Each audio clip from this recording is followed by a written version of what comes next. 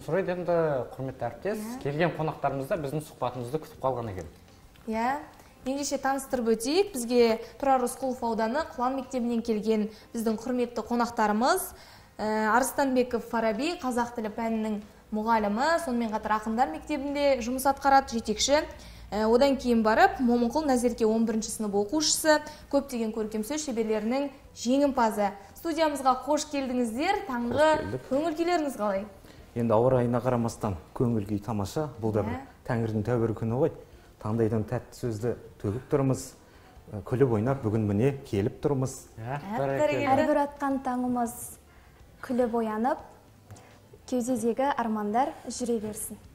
Жамбылдың әрбір тұрғаны аман болып, шапқылап, аман есен жүре берсін дегіміз келеді. Міне өздері де байқатқандай, ақындар келіп жайғасты ортамызға. Ендеше бүгінгі сұхбатымыз өте қызықты болмақ. Жалпы спорт тақырыбы, салауатты өмір салты кеңінен қаралатын тақырыптардың бірі ғой. Ендеше тек қана бөліп жармай, сіздермен алдағы уақытта керемет сұхбат жүргіземіз деген сенім бар, үміт бар. Бәрекелді, енді өздеріңіздің жалпы осы білім саласында жүргендеріңізге қанша болды? Енді өзіңізге айта кететін болсақ, ақындық жайында. Енді білім саласына келгенде көп болған жоқ. Бір 4-5 жылдың қатары болды. Сол өзіміздің қанымызда бар. Абай атамыз айтады ғой, Тәңірдің берген өнері көп бұлттан ашылса деп, өзінің бойында бір ақындық қабілетті осы ары қарай шыңдасам деген ниетпен шәкірт тәрбиелеп, өзімнің Құлан мектеп гимназиясында ақындар мектебін құрып отырмыз. Соның нәтижесінде аударыңызда көріп тұрғандарыңыздай республикалық облыстық бірқатар жетістіктерге қол жеткізіп, бүгінде жемісті жұмыс жасап жатқан жайымыз бар. Бәрекелді, тамаша. Енді осы орайда Назеркеге сұрақ қойғым келіп отыр. Енді өзіңнің алдағы тұрған дипломдарыңды, жетістіктеріңді таныстырып өтсең, қандай оқуларға қатыстың, қандай жүлделер жеңіп алдың дегендей? Біздің ұлы ғұлама ақындарымызға, жыршыларымызға арналған менің арнауларымның жарысқа қатысқан, яғни менің сондағы нәтижелерім сіздердің алдарыңызда тұр. Бізде Ильяс арнаулары бар, Абай атамызға және де Шерхан Мұртаза сынды біздің көптеген ұлы тұлғаларымызға арналған менің арнаулардан құралған жинақтамаларымның жетістіктері. Тамаша, бәрекелді. Енді осы орайда ақындарға шабыт қай кезде келеді? Кейбір ақындар айтады, ұйықтап жатқан кезде бір кезде өзіме бір тамаша ұйқастар келіп жатады дейді. Біреулер табиғатта тамашалап отырып шабыт келеді дейді. Өздеріңізге шабыт қай жақтан келеді? Енді тақырыптың аясында түйіндеп отырса, ол ең бірінші адамның ерте тұрып спортпен айналысып, қажетті дүниесін жасап, одан кейін барып білім жинауға, кітап оқуға оқыса, ол тәжірибемен, мол немен, біліммен келетін дүние. Одан бөлек Мұқағали Мақатаевтың құланы періште сыбырлайды десе, біздердің жағдайымызда айтады ғой Мұқағали Мақатаев. Шабыт деген келмейді, жайшылықта, өлең деген туады қайшылықта деп. Бұл бір қарама қайшылықты қажет ететін дүние, сол уақытта іштен шымырқанып, Жаңартаудай атқылап шығатын жағдайы бар ғой. Яғни нақты айта алмайсыз, қай уақытта, қай жерде келетін белгісіз. Яғни бір шабыт оянған сәтте керемет көсіліп сөйлейтіндей, жүрек жарды жаңағыдай өздеріңіздің тілектеріңіз, керемет ұйқастар өзінен өзі бір құралып байланысып жатады. Бәрекелді, енді өздеріңіздің өлең шумақтарыңызды бір жинақтап, кітап шығару ойда жоқ па? Өлең жинақтар енді ол мен өзім студент күнінде Алматыдағы Әл-Фараби атындағы университеттің альманағына енді, одан бөлек жеңімпаз жыр мүшәйраларының жинақтарына енді, одан кейін біз өзіміз жинақтап әр сайысқа, байқауларға шығарамыз. Онсызды қазір біздер онлайн форматта Шабыт KZ сайтын жасап отырмыз. Көріп тұрғандарыңыздай Шабыт KZ қосымшасы. Осы қосымша арқылы әрбір өлеңге қызығушылығы бар шәкірт болса, кез келген адам дайындала алады. Өйткені бұның ішінде барлық қажет дүние бар. Тамаша. Өлең жаттауға сеп болады дейсіз ғой? Иә, өлең жаттауға. Жалпы ақындық дегеннің өзі көп өлең жаттаудан келеді ғой. Ең бірінші бала күнімізде байқамай жүріп па, немесе ұстазымыздың тәртібімен жүріп па, поэма жаттадық. Соның арқасында өлең өздігінен келе бастады. Назеркенің бір тамаша дайындап келген өлеңі бар. Арнау бар екен. Арнау бар, соны қабыл аламыз. Қонақтар ретінде сұрасақ. Таныстырып өтсең. Өзім шығарған болатынмын. Менің туған өлкем. Менің туған өлкемнің тарихы бай. Рухымды тарих тұрар байытыбай. Апам көкем айтқанда таң қаламын, бабам текті болғаны жайлы тыңдай. Менің туған өлкемнің желі де асыл. еркелетіп құрғатқан көздің жасын. Менің туған өлкемде қасиет бар, ғасырлардан кеп жеткен небір асыл. Менің туған өлкемнен жоқ табылар, бұл елдің әрбір жаны атқа құмар. Дүниені тәнті еткен абсент аттың тұқымы тарап жатыр мақтан қылар. Туған өлкем жәннат мекен жер жаһанда. Бүгінде бірлігі үстем ел атанған, Досымжан, Маржан сынды әншілерім танытқан Елдос пенен Ермахандар. Жүректің кең төрінде тұрар дала, өзіңе арналғандай жырандара. Керемет, тамаша. Мұндайды көңілі жүрек қой, енді қобалжып отыр шәкіртіміз. Бірақ жалпы өлеңі осылай нәзіктікпен, Фариза Оңғарсынова сияқты өзінің лирикасымен дайындап жүрген шәкіртіміз. Жалпы өлеңнің жеткізу стилі сол қарап отырсам қарындасым байыппен жеткізетін секілді. Өте өзінің қыз қылығымен дейді ғой. Өзіндік стилімен баурап алатындай бірден. Жалпы салауатты өмір салтын кішкене тақырыпқа қарай қыссақ, салауатты өмір салтын қаншалықты жиі ұстанасыздар? Жалпы ұстану дұрыс деп ойлайсыздар ма? Оның арасында дұрыс тамақтану да бар. Енді өзімден бастасам, енді атам қазақ спорт денсаулық кепілі дейді ғой ең бірінші кезекте. Егер ерте тұрып, жаттығу жасап, күнделікті қажетті дүниелерді жасап тұрса, адам ширақ болады, сергек болады, ол адамның белгілі бір деңгейде ой санасына әсер етеді. Ол ертелі-кеш жұмысың да жүреді, өзің де көп нәрсеге үлгересің, көп дүниеге. Қолымыз бос уақытта атқа мінеміз, доп тебеміз, үстел теннисін ойнаймыз деген сияқты кез келген спортта шамалы неміз бар, хабарымыз бар. Бәрекелді, тамаша. Енді Назеркеден сұрайтын болсақ енді, өзің қыз жанды ретінде, енді нәзік жанды ретінде қандай спортты өзі ұнатасың? Мен негізі спорт тақырыбына да, спорттың өзіне де кішкене алшақтау адаммын.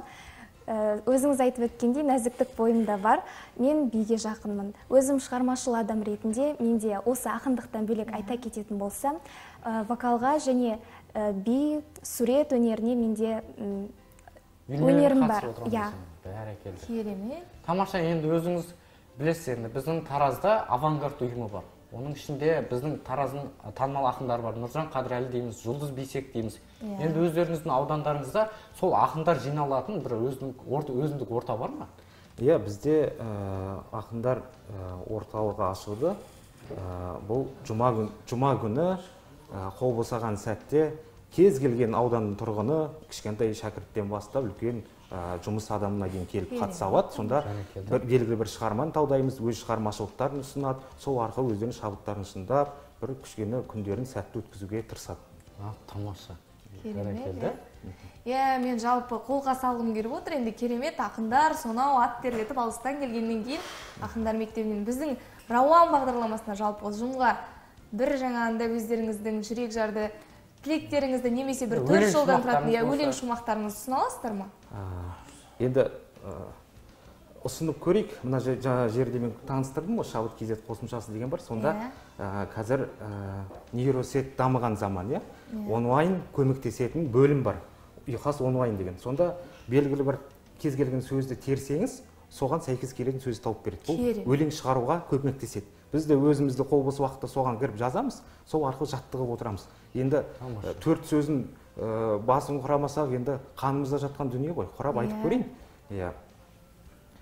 Жырау барша, ұласса, жырға тілек, атаулы сөзді апарсақ, шыңға тіреп, баталы елдің ұрпағы болғандықтан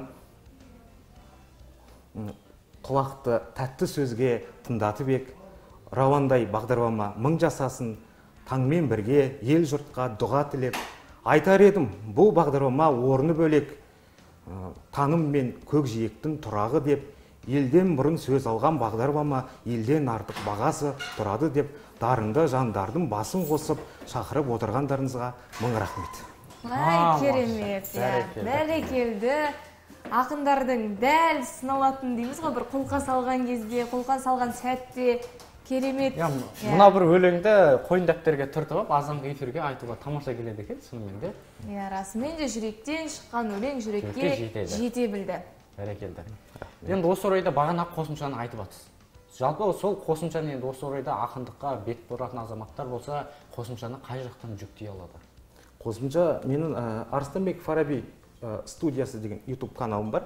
Сол жерде бүкіл жұмыстарымен, осы сайттың жұмысымен таныса алады. Қалай тіркеледі, қалай жүктейді, ішінде дайын мәтіні бар. Арыстанбек Фараби студиясы десеңіздер, YouTube-тан бірден шыға келеді. Жалпы сілтемесі барлығы түрлі сілтемесі бар. Үлкен мүмкіндіктер сыйлап, үлкен жаңағындай жетістіктерге жол ашатын мүмкіндік деп ойлап, жалпы айтуға болады. Ақындар үшін, жалпы шығармашылық жандар үшін. Жалпы анау синоним, сөздің синоним функциясы өте тамаша екен. Кейбір кезде шынымен де өзіміздің де өлең шығарғымыз келіп жататыны бар, ұйқас таппай қаламыз, тіпті баламалы сөзден таппай қалатын кезіміз бар. Мынау функция кәдімгідей көмектесетініне мен сендім. Қажет болып жатса, кез келген тұрғын пайдалана алады. Жалпы әр әулетте бір жаңағындай спортшы болады. Өздеріңізге белгілі, ол өздеріңізде де бар шығар.